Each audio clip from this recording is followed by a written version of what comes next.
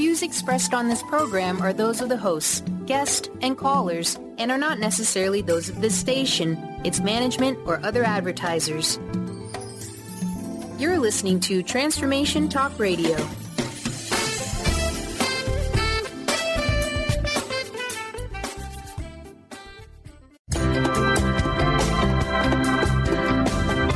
Voices of Women is a talk radio show that gives voice to the personal stories of women. It will inspire women and enlighten men to follow their dreams and create positive changes in their lives. Whether the audience listens to best-selling authors or a layperson like themselves, they'll realize there are others with similar experiences and feelings to their own. This show will give women tools they can use every day, which will empower them to step out of their boxes and create the changes they desire in their life. Kris inspires women to find their voices, speak up, and become leaders of their own life. Everyone has their gifts to share with the world, and it's time for women to work together to bring honor and respect to the feminine voice, which is within all people, men and women. Topics include personal growth, spirituality, creativity, leadership, and divine feminine. Now here's your host, Kris Steinnes. Well, welcome to Voices of Women. Today, we're going to talk with Eileen Workman. She is the author of Raindrops of Love for a Thirsty World, and she also wrote Sacred Economics, the Currency of Life. So Eileen spent 16 years in the financial industry as first vice president of investments at a major Wall Street firm. After profound spiritual awakening, she departed that high-powered world of money and wrote the book Sacred Economics, the Currency of Life, and where she questioned the assumptions about the nature of capitalism. So Eileen challenges our long-standing economic assumption that endless material growth and physical expansion promote sustainable well-being in a post-industrial, densely populated global human society. And I'm sure we're all kind of questioning those things ourselves. And so she encourages us to appreciate that the entire living world is interconnected, interdependent, and eternally alive, and that it deserves to be treated with reverence. In her new book, Raindrops of Love for a Thirsty World, Workman calls down the wisdom and the words of the life force, inviting us to embrace our fullest capacity as a species. And through both of these books, we find a powerful spiritual thread that both acknowledges the natural limits of human self-consciousness and honors the rising natural impulse within our species to evolve beyond our present limited state of consciousness by becoming more life-aware. So welcome, Eileen. Thank you for having me. Yeah. First, I want you to share your story. Tell us about that spiritual awakening experience you had that changed your life. I mean, it has to be pretty big to leave a powerful job at Wall Street, yes? It was a really challenging time for me. And I think what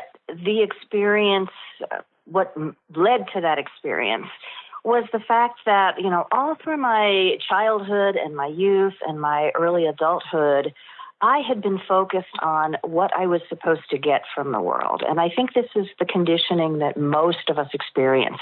Go to school, get good grades, get an education, get a job, get a partner, get a house, get a mortgage.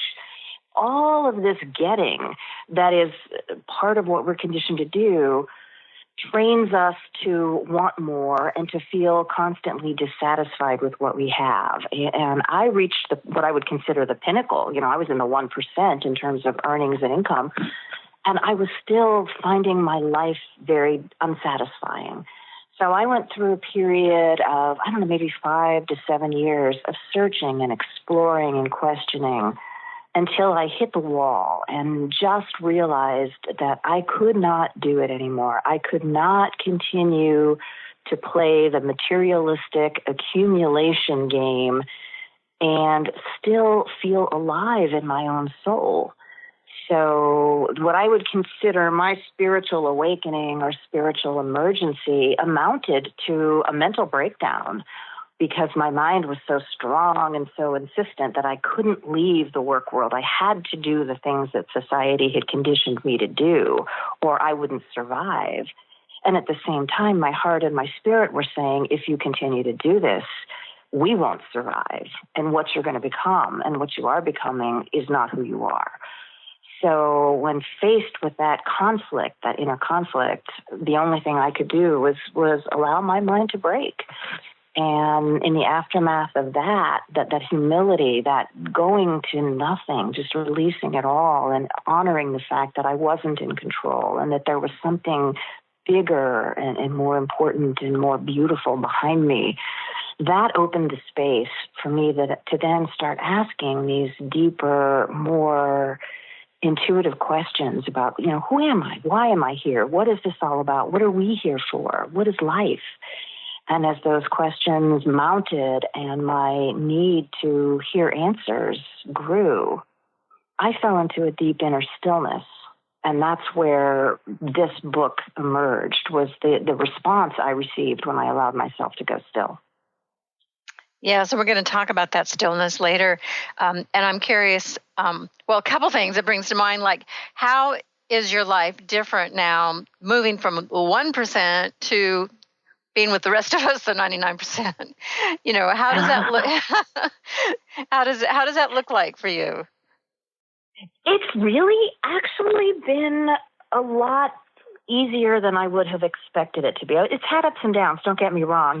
When you walk away from the power dominator system, you find yourself in a place of having to be interdependent. You can't rely only on yourself and your own capacities.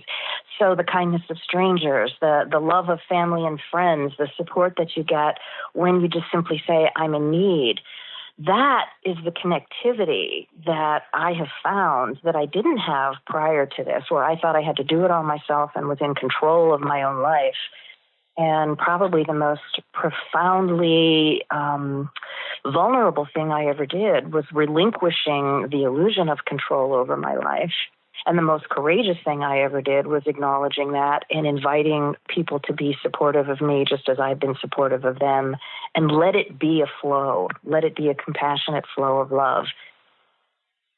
Oh, yeah, and then that's such a lesson. I mean, for all of us, we all struggle with that, that drive to be what we're told we're supposed to be and go in those careers, even if we're not 1%. It's like, what really brings us happiness? And that's kind of what your book is about. Well, I want to talk about first, the cover says written by life. What does that mean?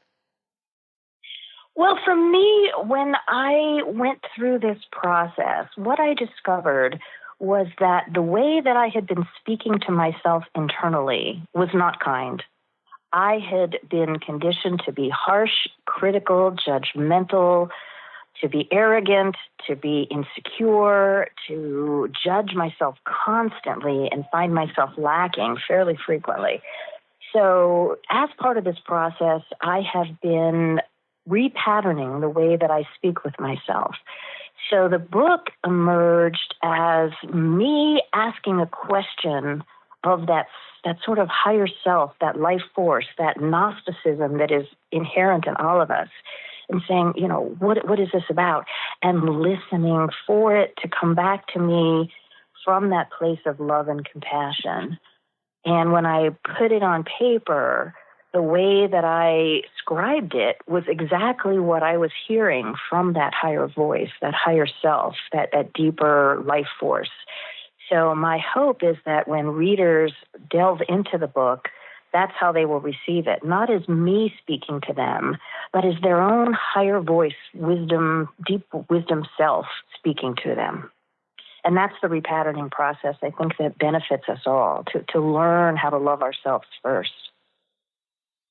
Mm-hmm. Yeah, and that's really what this book, there's so much in the book about that. And yet there's a part of me that goes, yes, and it's you too. It's your higher voice. It's also coming through you, and that part, even us, and reading it, like you're saying, our higher voice, well, we have to own it within ourselves too, to be that, to bring it into ourselves. Yeah. Exactly. Yeah, and so what you're talking about too is allowing this life force to come through. Yes. And my experience has been that I've never met anybody that doesn't have access to it, but I've met a lot of people who deny that it even exists. And one of the challenges of the human condition is when we stubbornly deny the possibility of something, then we barricade ourselves off from the possibility of it. and we won't even explore that possibility or that potential. So if we say, oh, this is crazy or woo-woo, and there's no such thing as a higher self or a deep inner voice, that my little brain is the most important thing and the most knowledgeable thing that I have access to, then that becomes our truth. But when we say, I don't know, but let me find out, and we run the experiment physiologically in real time in our own body, that's when genuine realization happens. And so that's what I encourage people to do, not to believe in what I'm saying or to believe in any of these ideas, but to simply be open and say, I don't know, and then do their own exploration and discover what's possible when we ask a deep question and then fall still. Right. Yeah, it is our own personal work. It's not, when following anyone or going to a church and listening to a minister or anything. I mean, I hear that a lot in the church I go to, which is Center for Spiritual Living. That's how they speak of, you got to know it for yourself. Don't just do what I'm telling you is the way to live. You got to just explore these things ourselves. So one of the things that I was very aware of is, kind of reminded me of the Conversation with God series by Neil Donald Walsh and the Course in Miracles. I studied that way back in the 80s. And how does your book compare? And of course, I'm going to give you less than a minute to talk about that. But how is yours different? Well, I think that what this book does is it really focuses on process rather than on delivering wisdom or insight. It's an invitation to up-level your own inner process. So that's, I didn't study A Course in Miracles, so I'm not quite sure what that involves. I've bounced against it briefly. I've read Neil's work. I love Neil's work. And I understand where he's coming from as well. So I would say it aligns with what they're doing, but to that extent, it's slightly different because it really is a step-by-step process. Great. Well, we're going to take a short break, and we're going to come back and talk more with Eileen Workman and her book, Raindrops of Love for a Thirsty World. I love the title. Okay, we'll be right back.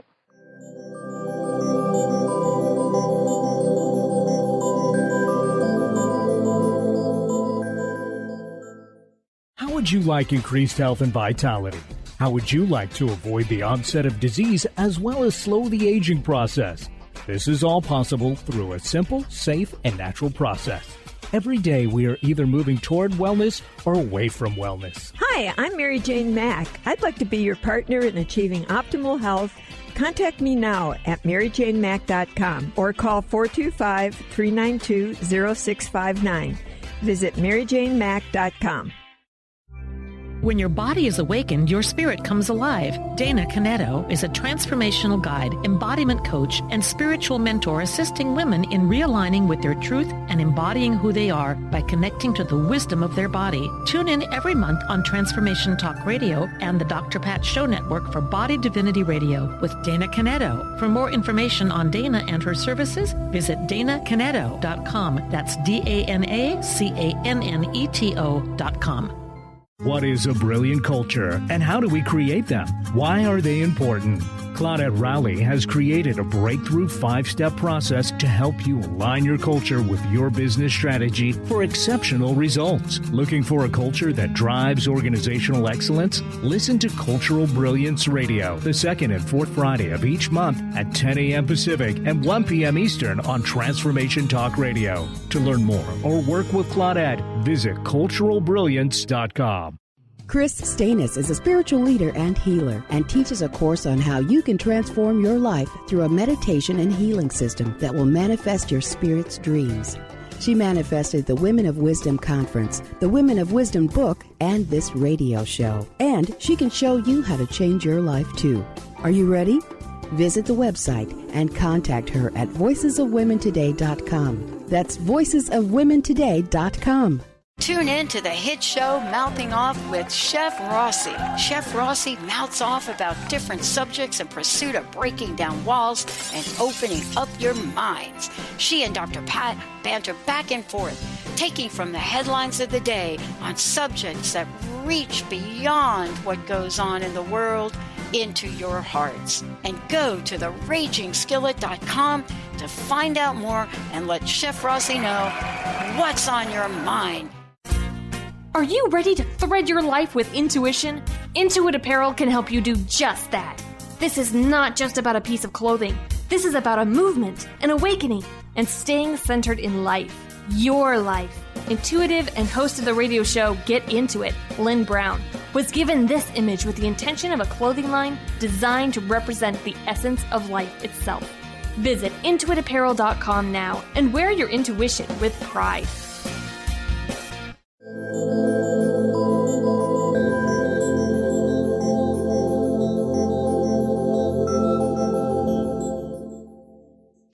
Welcome back to Voices of Women. I'm Kris Steinnes, and I'm talking with Eileen Workman, and we're talking about her book, Raindrops of Love for a Thirsty World. I ended the last segment saying I love that title, but, we are so thirsty for love. I feel like the world's screaming, if you were to listen to the news all the time, it definitely is a thirsty world. So, Eileen, tell us about, one of the aspects, it's kind of like you're talking about a human journey. And what should we be focusing more on for this evolution of consciousness in our human journey? Oh, great question. I would say one of the things that has really come clear to me over the past couple of years is the fact that, I guess the best way I can say it is that it seems like creation itself is speeding up. That as the number of people on the planet multiply exponentially, and as our inventions and our capacities grow exponentially, and as our interactivity moves exponentially, what we're doing is creating more and more new opportunities, new products, new ideas are getting implemented. And this creative burst of movement from the human species is having a positive effect in many ways, but it's also having a very negative effect.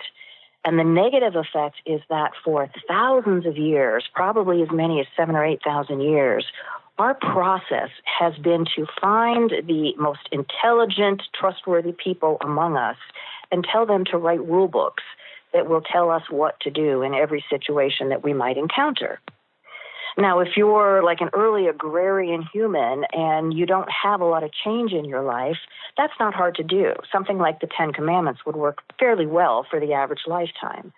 But in the modern world where the circumstances and situations are changing so dramatically and new things are happening all the time, we cannot as a species write how to or what to do rules fast enough to keep pace with the rate of change. So everybody's floundering, everybody's struggling. We're in huge argumentative battles over what we should do versus what we shouldn't do, and everybody has their own opinions. So that's creating major fragmentation and hostility and disruption and dislocation. My thought is that the transition that we're coming to as a species is relinquishing what is obsolete, which is the belief that we can write rules that will tell everybody what to do in every situation so we always know the right thing and we will do the right thing unless there's something wrong with us, in which case we get punished, and switch from that to a deeper understanding of how to be in the world. So decoupling from what to do and recoupling with how to be, because how to be is the inner attitude. And when my inner attitude is aligned with life, there's nothing that can show up that I don't know what to do, because how I am choosing to be informs what I do in every moment. So it's incumbent upon me. Do you see? It's incumbent upon me to determine how I wish to be in the world. And that's what I'm speaking to throughout this book, is how to reset your inner attitude so that your own values are so core aligned and integral that no matter what shows up, you know what to do. And the problem is so many of us look outside of ourselves for those answers. And in every show I'm on, I'm interviewing someone, it's always about going in, what are your values? Don't worry about what other people's values are, or what people are telling you. And which takes me to how this all fits in with the religious beliefs, because we've been grown, a lot of us have grown up in Christianity or whatever religion, Judaism, Buddhism, Hindus. I mean, telling us how to live. I mean, a lot of times, it's just like you said, the 10 Commandments. There's all these rules of how to live.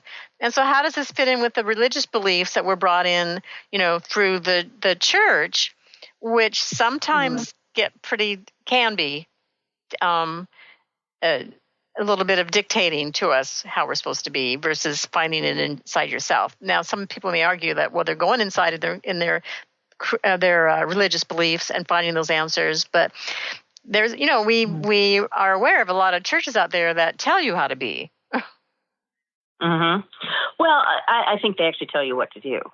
And the way that they teach you to be is submissive and unworthy, and to consider yourself broken, and then the church will fix you. So, this may be a little controversial, but my perspective is that most of the religions that are currently active in the world today are structures and systems that were put in place to manage a juvenile species. I think humanity has been in its adolescence for the last 7,000 to 10,000 years. And if you look at how teenagers operate in the world, they're very narcissistic, they're self-centered, they're short-term, they're melodramatic, they're cliquish, they're aggressive, they're bullying, they're sexually repressed, they're sexually hyperstimulated. All of these things, these behaviors, brashness to the point of near suicide, that's what we have been as a collective. So we very rightly constructed systems to help restrain that excess energy and that ignorance of adolescence so that we didn't kill ourselves before we got to adulthood. So good for us. We did that. And most of those religions did it beautifully by keeping that sense of you have to look to the power dominator system to tell you what to do. And we did that, and we're at a place now where that doesn't serve us anymore. It's actually holding us back to believe that we're broken and unworthy and never going to be good enough, and that we've been cast away from because we were bad children. So it's time for us to fall in love with ourselves and to wed ourselves to life as lovers, equal partners in this co-creative endeavor, in which case we learn to commune and be intimate with life rather than feel less than or distanced from it or alienated from it because it's like the parent that we don't get along with or that we're afraid is going to hurt us if we misbehave. And, all of those feelings that are adolescent angsty feelings are what we're working through right now. Mm-hmm. Yeah, well, that really makes sense. And I'm sure for some people there's value in going to churches. And there's there's been the New Thought churches for actually a good century who kind of speak to this as you're speaking of,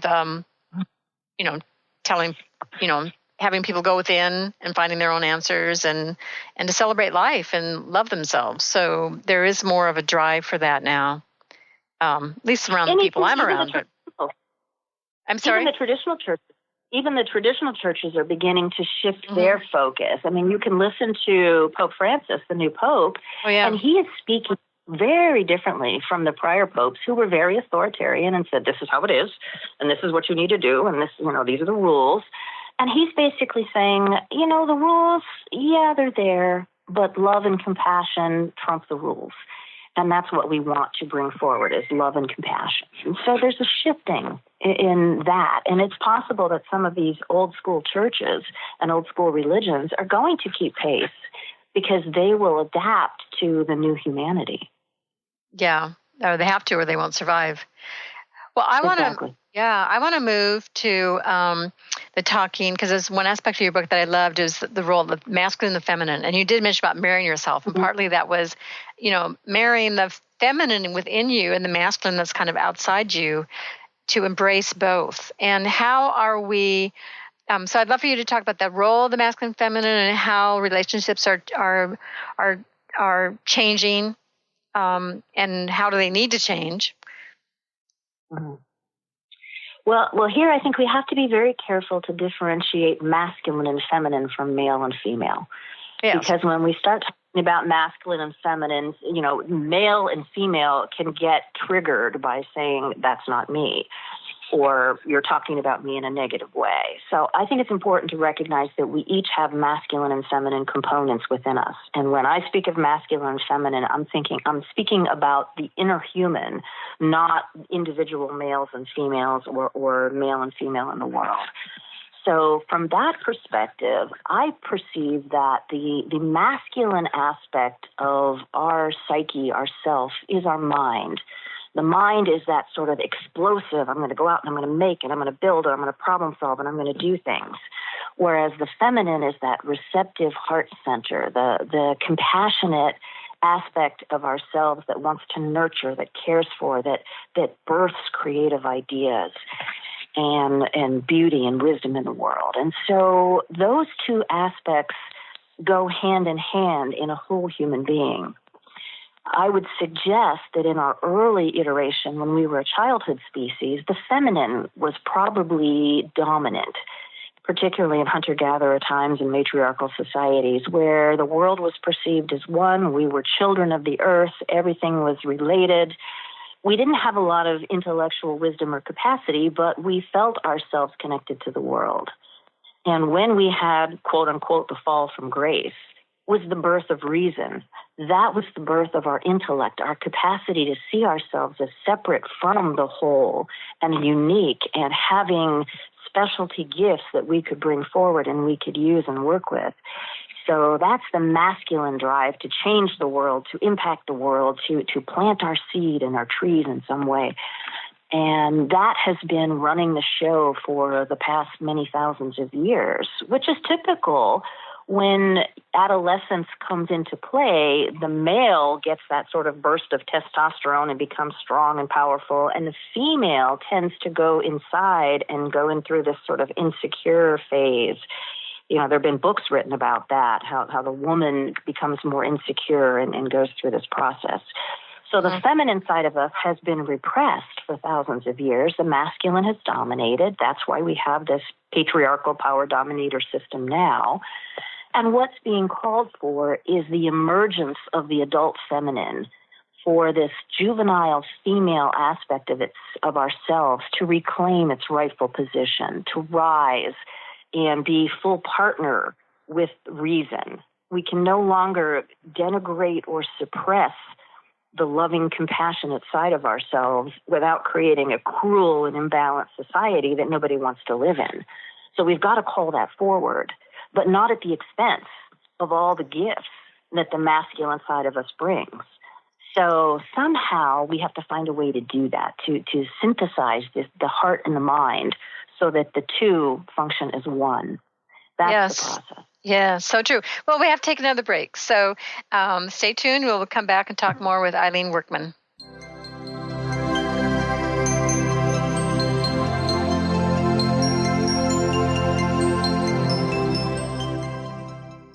Tune in to The Truth is Funny with Colette Steffen each Wednesday at 8 a.m. Pacific, 11 a.m. Eastern on TransformationTalkRadio.com. This hit show will have you thinking outside the box and riding the wave of infinite potential. Join Colette on the Higher Self Network, inspiring listeners to shine their brilliance and ensure success while roaring with laughter as they recognize the humor of the giant cosmic joke. Visit thetruthisfunny.com.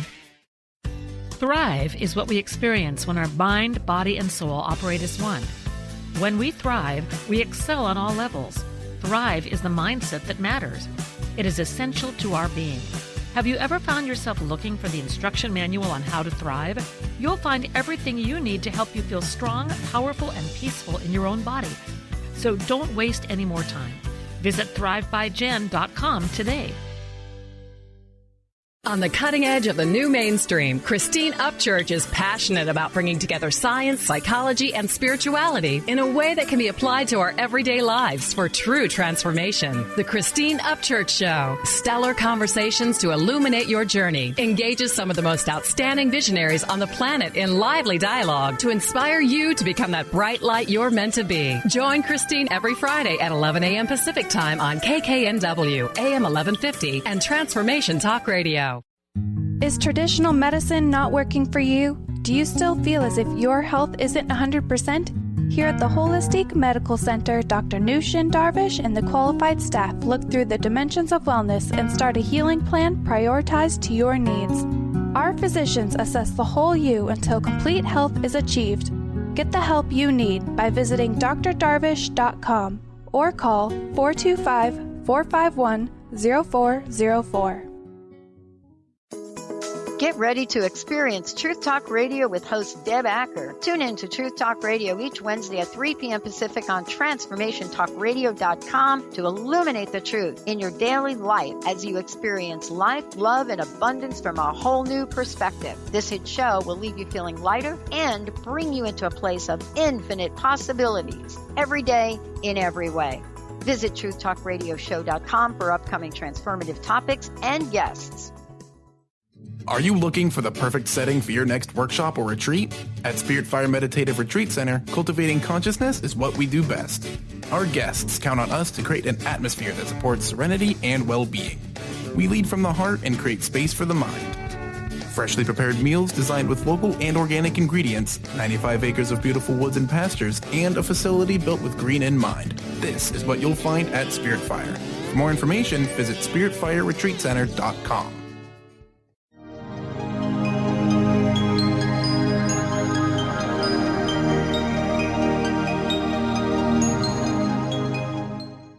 Welcome back to Voices of Women. I'm Kris Steinnes, and we are talking with Eileen Workman and about her book, Raindrops of Love for a Thirsty World. So, Eileen, please share your website, and you have a blog there that people can read more about some of your life messages. Yes, sure. It's very simple. It's eileenworkman.com, EILEEN, Workman, WORKMAN.com. Great. So everybody can check out about the book and her blog and all that. So we were just talking about the feminine, and one of the main concepts in the book is about self-love. And you already mentioned it, having that compassion and forgiveness and acceptance of ourselves. So one of the issues that we deal with, and you talk about in the book, or Life talks about in the book, is dealing with our ego. And you even have a chapter called Listening to Your Ego. So let's talk about ego and how it kind of mucks, if it runs our life, it kind of can muck things up. Yeah. Well, a lot of people, it's really hard to define what the ego is. Are we talking about the mind? Are we talking about the personality? Are we talking about, some aspect of ourselves? I think the simplest way for me to explain what I mean when I use the word ego is it's a lens through which we view reality. If you think of yourself as the observer, your deep self, your I self is the observer, you can put filters in front of that window through which you look onto the world. And each filter that you put on changes what you see. One of those filters could be the filter of ego, which is a way of looking at the world, asking questions, whether you're conscious of them or not, like, what's in this for me? What does this say about me? What does this mean to me? What is that person doing to me? And when we wear that me lens, and that's the question, the underlying nature of the question we're asking the world, the answers we get are going to be very different than if we ask the question without that filter on. So asking questions through that filter often triggers reactivity that moves us into fear and constriction or anger or all kinds of dissonance, impatience, unhappiness. Whereas if we simply ask the question, what is happening here? We may get a whole different subset of feedback, of information, because we're allowing more in. We're not only looking for the me answers, we're looking for the whole. And that gives us a greater range of responsiveness and a different way to react to the world. So I wouldn't say that ego is bad or has to be killed or destroyed or any of those kinds of things. It's a useful lens for us to use in limited circumstances. But if it's the only lens we're using, then we're cutting ourselves off from an enormous amount of information and wisdom and feeling that is out in the world that we don't have access to because we're ignoring it. It doesn't answer our question. Mm-hmm. Yeah, and that's true. We can't. you can't just get rid of your ego, and it does play a role. It's understanding. I think one of the things that a teacher I know that says, we can't lead with the ego. So this kind of leads to dealing with energy, and so we're always, often many of us, we all deal with conflict here or there, or we're feeling. You even mentioned like having the negative thoughts. And in the book, you talk about how it comes back to you. And one of the things you talked about is learning how to be neutral. And so you're not affected by the negative energy. So how can we learn to be neutral? Oh, great question. I have found a practice for me that is very useful is that I can trust the wisdom of my body. Our body has so many different centers of reactivity to the world that move even below the level of our conscious awareness. So if we teach ourselves to tune into the state of our own bodies, it can give us clues and cues as to what's going on with us that perhaps our thinking hasn't even caught up with. So, for example, if somebody is speaking to me and I suddenly notice that my throat feels tight or my head feels really thick, then I know there's something going on with me that is reacting to this person before they've even finished what they're doing. And if I can put my attention to my throat, let's say if it's my throat that feels tight, I can recognize that this is my communication center. And my impulse, the impulse that's rising, is to react to this person in a way that is not kind. That's why my throat's tight, because what wants to come out is, some sort of really angry thing. So if I can relax my throat and stop and think, okay, whatever I say to this person, it's going to be infused with the energy of kindness, the frequency of kindness. Even if I criticize something that they're doing, I'm going to do it in a kind way because that's the way they can receive it. They won't hear me if I yell at them. They're going to go into defense mode and there we're off. We're doing the ego thing. So for me, that's a process. I feel that there's 7 chakra centers in the body if you follow Eastern thought. And each of those chakra centers has its own wisdom and its own energy. What I have noticed is that if I look at each of those 7 centers when I feel out of sorts, I can find the one that's tight or clenched, and I know what energy to bring in to myself, to bring myself into a state of neutrality. And for me, the pattern is the root chakra for me is the foundation of trust.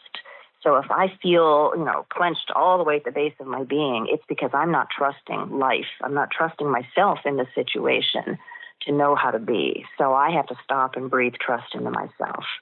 And then I can move up into, the sexual chakra, which I look at that as the energy of openness. If I'm closed in my low gut, that's because I don't want to receive what's coming in, so I can open. So I go from trust to openness up to the solar plexus, which is courage. If I bring courage into the situation, then I can allow what's happening to arise and show itself to me fully. If I move into the heart chakra, there's compassion. I can bring compassion to whatever suffering or pain is arising, even if it's in me or if it's in another person. The throat chakra is kindness. If I move to my communication chakra, kindness. My third eye chakra is patience, because I'm seeing something that the other person I don't believe is seeing. I've got a vision that's deeper or wider than theirs, but I can't share it with them unless I'm patient enough to allow them to share their truth with me fully without me interrupting or trying to suppress it. And then finally, the crown chakra is peacefulness. Because when I'm fully present and I'm not putting any filters in front of reality, in between myself and reality, then I can experience reality as it is. And my natural state of being is very peaceful with that. Oh, that's a beautiful way to move through your body and make use of those, chakra centers, energy centers to know.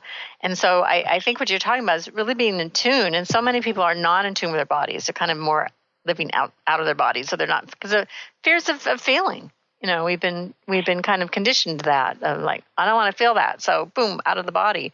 But to go into your body and feel those places, you can get in touch with why am I reacting? Ask those questions. That's what you're saying. Kind of that curiosity, like, oh, what did that just bring up for me, instead of putting the focus on the other person that's made you angry, and then again, the escalation of a conflict. So that's perfect. It's like, owning what's going on inside you and owning that and speaking to the truth of that. It's great. And taking a breath and before you respond, just checking in with yourself and saying, where is there tightness? Where is there reactivity? Where is there, this sort of buzzing, angry buzzing in my head, or the snakes moving around, butterflies in my stomach? Can I stop that motion, that inner dynamic, and come back to center before I respond? And as far as the body goes, I think we've been conditioned. Most of us are trained to, I call it the lollipop effect, where our body is what we use to get our heads from place to place for the most part. We don't think about the needs of the body or how interconnected its experience is with our minds. We sort of look at it as a transportation vehicle for our heads. So to shift back and really to occupy your body. Yeah. I wish education taught that. I wish we had that in school, how to occupy your body fully, an owner's manual. Yeah, and if we were to do that, we'd probably have less illness because, they talk about illnesses starting with, whether it's thought or just not being in alignment with spirit. You have your spiritual body and your physical body and your mental and your emotional body. And when they're not in alignment, it's when disease can come in. And so paying attention to your physical, it's kind of what I've been taught is that's the last thing to scream. So when you've gone to a physical illness, something's trying to tell you something. Yeah, and the very word dis-ease, if you break it down, it's being uneasy in yourself. So that occurs when we're not paying attention to the ordinary signals. And our body doesn't, unfortunately, it doesn't speak English. It speaks the wisdom and the truth of reality that was pre-lingual. And so we have to learn to listen in a different way. We're so accustomed to listening to words, but our body speaks through the nervous system and through our feelings and through the physiology of its connectivity with our mind. It sends signals. And our job is to receive those signals as fully as we can, interpret them to the best of our ability, and understand that it's our body's way of inputting. Hey, here's what I think. Slow down there, mind. Yes, yeah. And they say in the longest journey from your mind to your heart too, of coming from that heart place, and then there's the womb place. They talk. I've talked to people who have that belly wisdom. So it's kind of like it keeps getting deeper and deeper in the work that we need to do here. Well, we're going to take another break, and we'll come back shortly and talk more with Eileen Workman and about Raindrops of Love for a Thirsty World.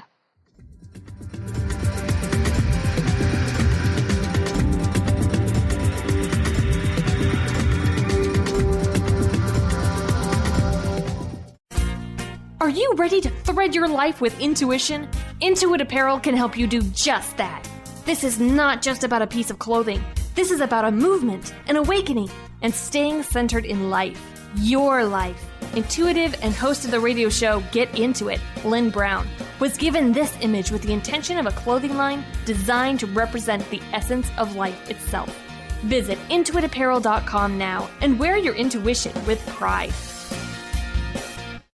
Brand consultant Jen Morgan is here with Radically Distinct Radio to help you take control of your future and maximize your brand's power to produce results. Whether you're an individual trying to reinvent yourself and launch a new venture, or you're an executive trying to reposition your company to modernize your sales and marketing programs, Jen Morgan and the RAD Method empower you to play to your strengths and show up in the world as your most powerful brand. To learn more, go to jenmorgan.com, that's Jen with 2 N's, Morgan.com, or call 206-972-5366. Discover the healing medicine from the giant monkey tree frog Cambo. Cambo practitioner Ginny Rutherford and professional psychic Todd Rolson have come together for lively discussions of alternative healing medicines from the Amazon. Ginny and Todd bring you Cambo Talk Radio. Tune in each Monday at 1 p.m. Pacific to hear from guests all over the world with real life stories and the medicinal benefits of Cambo. For more information, visit cambokiss.com. Calling all moms, it's time to awaken your vibrant, intuitive, loving self in every area of your life. Join host Debbie Pokornik as she shares thoughts, stories, and tools to help you stand in your power.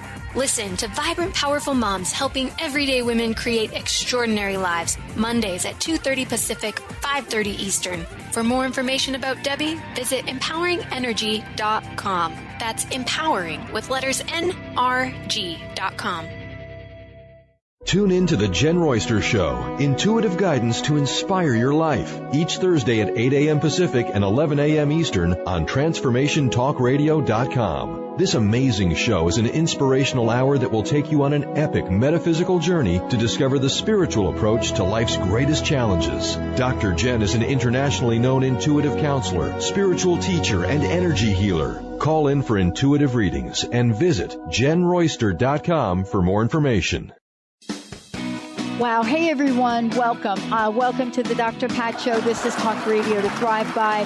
I'm telling you, I got to pinch myself some days because when each of us gets called to do something that we so not thought was in our wheelhouse to do for a purpose that's so much greater than us, we get to show up and shine. If you would like to show up and shine on the Dr. Pat Show as a co-host or sponsor, send us an email to inspire@thedrpatshow.com.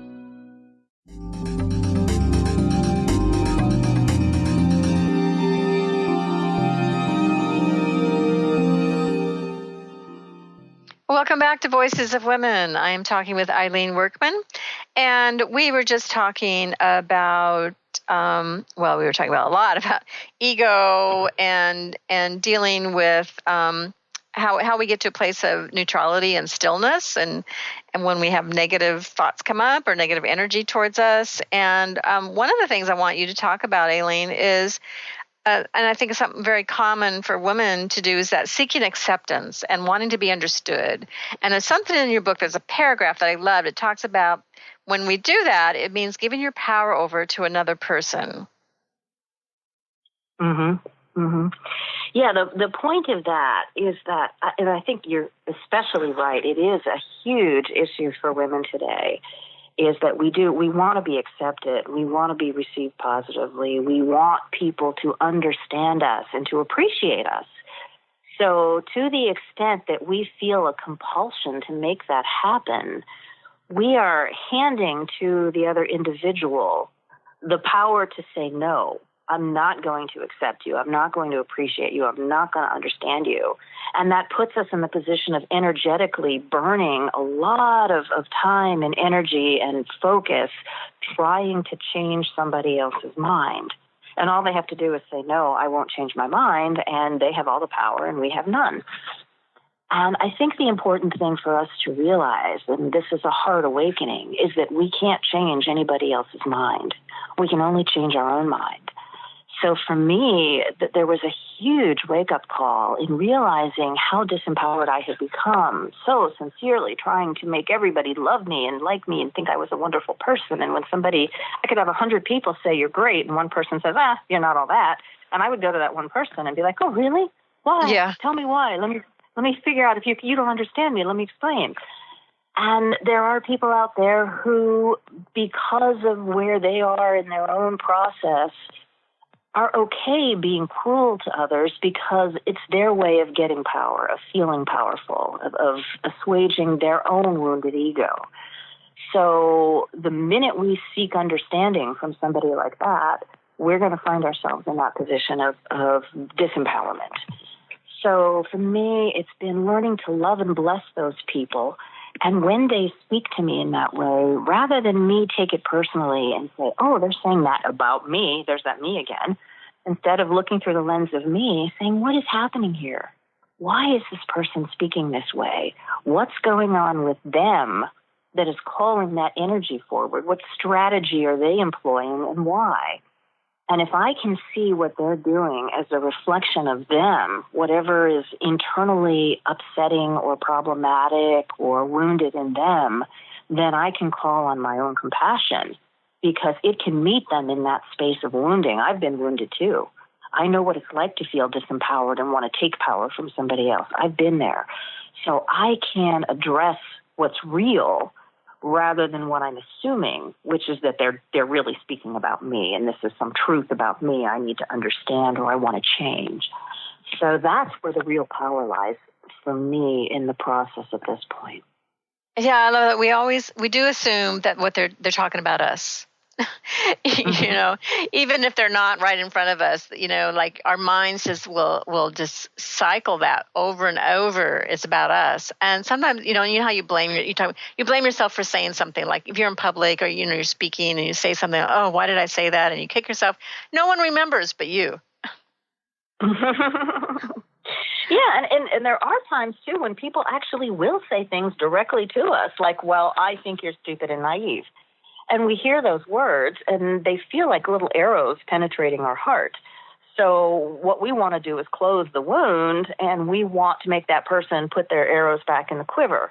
So we try to convince them that they're wrong, when instead it's really more beneficial for us to receive that energy lovingly and say, oh, this is a person who is angry and upset about something, and they have a perspective that they feel hasn't been heard or isn't being met. How can I open to their perspective? How can I allow something, even this dissonant, to be in my field and let it show itself fully to me? And then maybe I find an opening to commune with it at a different level, at a deeper level of awareness. Not just on the surface argumentative, that's that rational, reasonable thing again, but all the way down into the heart, using the wisdom of the mind and the compassion of the heart to meet them in a new place. That's where the magic happens. Yeah, and as you were talking, I was thinking that takes a lot of discipline and focus. And I think that one of the words in the book you talk about is attention. You know, putting your attention on these things that are happening. You know, what is that question? What is happening? Putting your attention to that instead of what's going on with the other person. Mm-hmm. And I would also say, too, that this, whenever we undertake a new process, it's sort of like the fool's journey, where you set out completely ignorant about what it is that you don't know, and that's what gives you the courage to start. And then once you get going, like let's say you want to learn how to play guitar, I'm going to do this. And then you go out and you get a guitar and you take a couple of lessons and you think, oh my goodness, I'm really bad. I don't know what I'm doing. And from that place of ignorance, you move into kind of conscious incompetence. And you discover what you don't know. And so you become a sponge and you start learning and you practice and you fall down and you're going to skin your knees and you're going to get blisters on your fingers and things are going to happen that are uncomfortable. And it's having the will to continue the journey that moves you to conscious competency. So I encourage people not to get despairing when they make mistakes or when they go through this process and they fall back on their old patterns and start yelling at somebody or begging, saying, please, please love me. We all do that. I still do it, even though I've practiced this thoroughly for quite some time. I still find myself on occasion, in that situation, particularly with family members and old, deep patterns that come forward. That can be a real challenge. So having compassion for yourself is the key, and being able to just say, okay, I'm going to keep going. And ultimately, we then just develop unconscious competency, where the pattern that we're repatterning becomes so much a part of us that it no longer is something we have to think about. It's just who we are. So that's the goal. Mm-hmm. Yes, that's great. So one last minute, what do you want people to come away with from your book? I think if you come away from anything with this, from reading this book, it's that love is the underlying energy of the universe. Love is what we're here to do. It's what separates us or sets us apart from so many of the other things in the world, is that we have the conscious capacity to deliver love into the world. And that when we do so, it's not that we have a finite amount of it to give to somebody. I don't have to look for people who are deserving of my love and parse it out like it's some sort of rare gift. I can love everybody and everything in every moment, no matter how it shows up. And the advantage to me when I do that is that as it passes through my physiological body and moves into the world, it always kisses me first. So I am the first consciousness that is bathed in the love that I'm delivering to the world, and it feels good. So I want to do more of that. Yes. And that's the repatterning. Go ahead. Yeah. Nope. That's great. We're at the end of our show, but a great message. Remember, when you're sending out love, you are receiving it too. So, life gets better. So thank you so much, Eileen, for being on the show today. Well, thank you so much for having me. I really appreciate the opportunity to talk to your audience and to dialogue with you. Yeah. Well, check out the book, Raindrops of Love for a Thirsty World, and just go to her website, eileenworkman.com. So I'm Kris Steinnes. I'm founder of Women of Wisdom Foundation and also author of an Amazon bestseller, and it's also an award-winning book, Women of Wisdom, Empowering the Dreams and Spirit of Women. It's available now in Kindle, which gives lots of color art. It's full of art, poetry, stories, many women that have been to the conference, great speakers, Jean Boland, Jean Houston, Marion Woodman, just great voices of the divine feminine. So you can check us out at womenofwisdom.org. So I hope everybody has a fabulous weekend and you are enjoying your summer, and we'll be back again next Friday. You've been listening to Voices of Women with Kris Steinnes. Tune in each Friday at 1 p.m. Pacific Time, 4 p.m. Eastern Time for Voices of Women Today, radio with Kris Steinnes.